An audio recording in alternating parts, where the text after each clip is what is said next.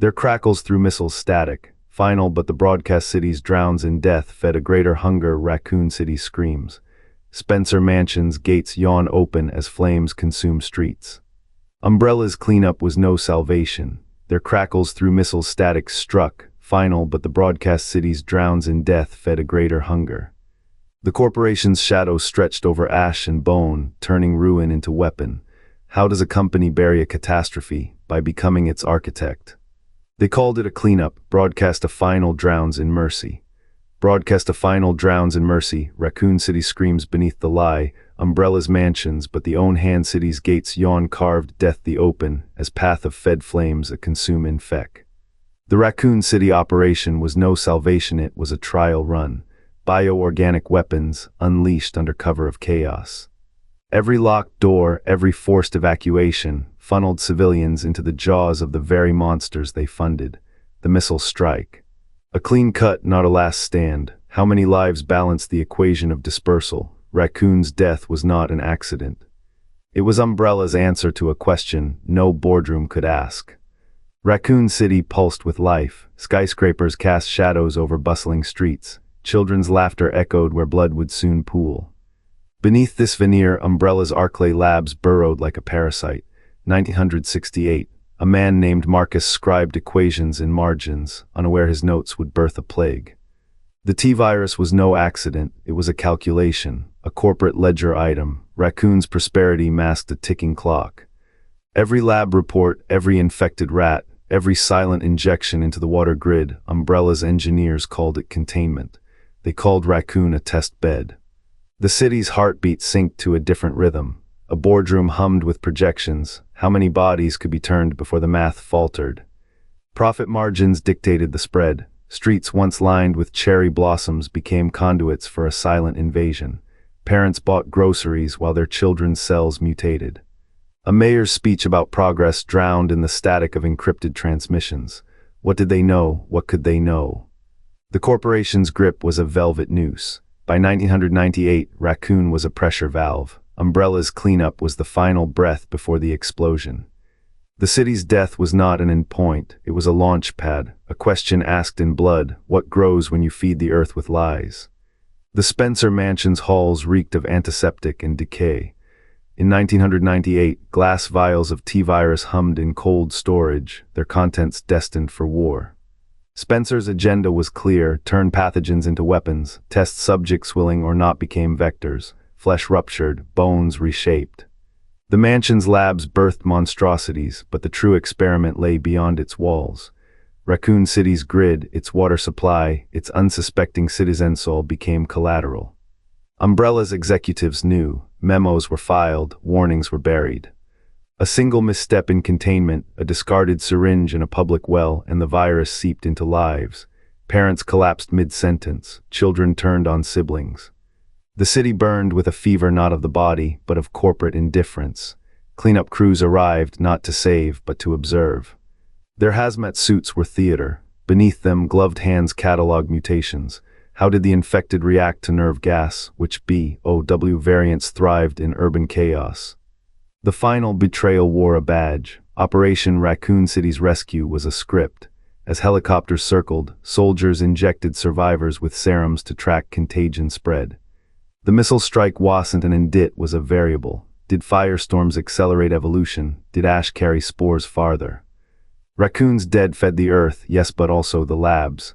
Umbrella's true harvest was not data, but devastation made scalable. What does a corporation sacrifice to perfect its weapon? A city, a name, a memory. The virus didn't just kill Raccoon City, it rewrote it. A monument to hubris, its ruins whisper, progress has a price, and sometimes the price is humanity itself. The streetlights flicker, a shadow lurches on a dog, now a thing with too many jaws. Its howl fractures the night.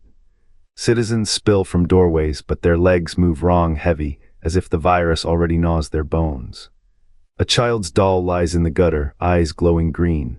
Umbrella's cleanup crews arrive, gas masks hiding their grins. They burn the dead, but the flames reek of chemical suppression, not salvation. A woman sprints, her arms swelling, cracking open to reveal blackened muscle beneath. She doesn't scream, she doesn't need to. The air tastes of iron and rot. In the distance, incinerators roar, reducing bodies to ash that rains down like cinders. Umbrella's lie is written in every charred silhouette. This was no accident. The T-virus wasn't a mistake, it was a test. How many variables did they track? How many hearts stopped beating before the corporation deemed the data sufficient? The city's veins pulse with chaos. A man in a lab coat films a mutant's attack, footage destined for a boardroom. His notepad jots subject 47 aggressive, fast. Note, integrate into B.O.W. design, the streets, once arteries of life, now breed weapons. Children's laughter echoes from alleyways where infected hordes gnash teeth. Umbrella's rescue is a harvest. They didn't save Raccoon City, they weaponized its death. Every fleeing citizen became a vector. Every burning building a forge. The final betrayal wasn't the explosion, it was the silence after. The world watched a city die, never guessing it was the first shot in a war fought with flesh and fear. What else have we buried beneath the myth of progress? The labs beneath Raccoon City did not leak, they bled. On the night of April 18, 1998, containment doors sealed with the finality of coffins. Not to quarantine the T-virus, to unleash it. Umbrella's own memos, buried in ash and silence, confirm the truth: the infected were not victims. They were variables. The first symptom was not fever, it was complicity. Civilians injected with serums labeled vaccines, children given candy laced with mutagenic protein, each a thread in the tapestry of horror. The streets swelled with the shrieking and the staggering, not a breakdown of order, a design. Umbrella's cleanup teams did not arrive to save. They came to catalog. Cadavers in hazmat suits documented bite patterns, infection rates, the exact moment a human spine twisted into a grotesque arch. The stench of charred flesh rose not from fire, but from soldiers testing incendiary rounds on live subjects. One report, recovered from a shattered hard drive, called the city a pressure cooker of perfect chaos. Containment failed because it was never meant to succeed. The B.O.W. project required real-world variables: panic, proximity, the raw meat of human fear, the zombies shambling through Raccoon's alleys, living weapons. Each gnash of teeth, each ruptured organ, a prototype for the next phase of biowarfare. Umbrella's scientists did not flinch, they measured. The missile strike that razed the city, no mercy, a field test. The explosion's shockwave was weaponized, designed to rupture lungs and simulate apocalyptic collapse for corporate stakeholders. The smoke that rose from Raccoon's ruins carried more than ash. It carried the blueprints for 1,000 wars. What kind of god reduces a city to kindling? What kind of corporation demands an answer? Ash settled like a shroud. The missiles fell at .12 warheads screaming over Raccoon's ruins. Smoke coiled into a black sun. What did they think? That fire could sterilize sin. The military strike wasn't salvation. It was a burial, a mass grave for evidence. Umbrella's files, recovered in fragments, tell the truth. The cleanup was a puppet show. Sabotage threaded every shovelful of debris. Mutated tissue, not rubble, was buried in those trenches. B.O.W.s thrived in the rot. The city's corpse became a nursery. You think the T-virus died with the streets? No, it learned. The military burned homes where infected still breathed, unaware Umbrella had seeded the plague into the very foundations. Bioweapon spores clung to brick, to bone, to the uniforms of soldiers who thought they wore protection. Their helmets filtered ash. They didn't see the spores bloom in their lungs. Umbrella's plan was never containment, it was calibration. How many B.O.W. prototypes hatched in those final hours? The G-hound in the sewers, the liquor in the shadows, the tyrant in the mayor's office, each a masterpiece, each a message. The strike didn't end the horror, it certified it. Washington's approval came in a single encrypted memo: *Raccoon City neutralized. Proceed to Phase 3, *, what kind of god, what kind of corporation? The missiles didn't kill the monsters, they licensed them. World, what would not kind of look away? The fires still choked the sky when the memos surfaced. Yellowed pages, stamped *eyes only *, detailed a protocol codenamed *cleanser *, not to save lives. To calibrate chaos, the same B.O.W. dispersal patterns that turned Raccoon streets into hunting grounds, lickers in the sewers, hunters in the rubble became blueprints for later wars. Umbrella's scientists called it *urban ecology *, a city as a pressure valve, the survivors left to rot. Those who limped past the quarantine line were herded into processing centers. Some vanished into lab freezers. Others were tagged, tracked, and left as bait for the very creatures Umbrella had unleashed. The stench of burning flesh clung to the air, but the corporation's reports noted a cleaner detail: synthetic chemical tracers in the ash, not to decontaminate.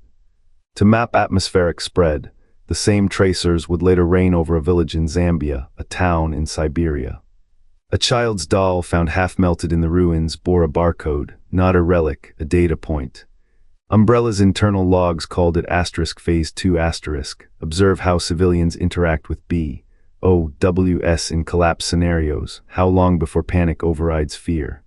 When do neighbors become prey? The answers, filed under operational efficiency *, shaped protocols for the 2002 Jakarta incident and the 2004 Prague lockdown. The final memo, dated 3 days after the strike, was titled *Asset Liquidation *. Raccoon City's destruction wasn't failure, it was a cost-benefit analysis. The corporation calculated lives lost against data gained. One executive's footnote: *Subject populations will adapt, we must adapt faster. And they did. The algorithms refined in Raccoon's gutters now predict outbreak hotspots. The B.O.W. dispersal matrices, once tested on orphans and retirees, now target geopolitical soft tissue. Cities burn, corporations breathe. What becomes of a truth buried under its own ashes? The world would ask why Raccoon fell. Umbrella would smile. The answer, after all, was in the smoke. The smoke cleared to reveal a truth colder than winter's breath. Umbrella did not save Raccoon City. They unshackled their monsters beneath its streets. The infected flesh-made fuse were not casualties, they were the detonation. A pattern emerges, sharp as a scalpel's edge. Raccoon's children, its elders, its survivorsal had been test subjects long before the sky burned. Each outbreak a ledger entry, each death a dividend. The corporation's betrayal was never a mistake, it was inheritance. Wesker's Ouroboros did not defy this logic, it perfected it. Where Raccoon used chaos as cannon fodder, Ouroboros sought to mold life itself into a weapon without end. No explosion, no ash. A world where humanity became the bioweapon. The chronicler now sees, Umbrella's sin was not secrecy, it was arithmetic. They added lives as variables, subtracted morality as overhead. Their legacy is not a tomb, it is a blueprint. And the numbers still whisper in the ruins. The year 2002 saw nations unite against a shadow. The B.O.W. formed, blades turned toward Umbrella's corpse, but shadows do not die. What was buried in Raccoon's ash began breathing again. Operation Raccoon City Cleans, they said. A lie polished to glass, the cleanup was no exodus. It was a harvest, streets became crucibles, flesh forged into weapons. The missile fell not as judgment, but as a signature. Umbrella's hand, gloved in bureaucracy. The city's death was a ledger entry, a prototype. Decades later, the B.O.W. hunts ghosts. Yet their files whisper of patterns, outbreaks that bloom too perfect, vaccines with fangs. The old company's pulse thrums in new boardrooms, names change, logos fade. The work endures, a city's rot becomes another's seed. How many wars have worn that face? How many tomorrows test the same dark math? The ruins do not whisper, they scream, and the world listens with half-turned heads. The blueprint is not a relic, it is a mirror. The missile struck at dawn, October 1998. Fire became the final architect. What Umbrella called cleanup was harvest. The streets did not burn, they cooked.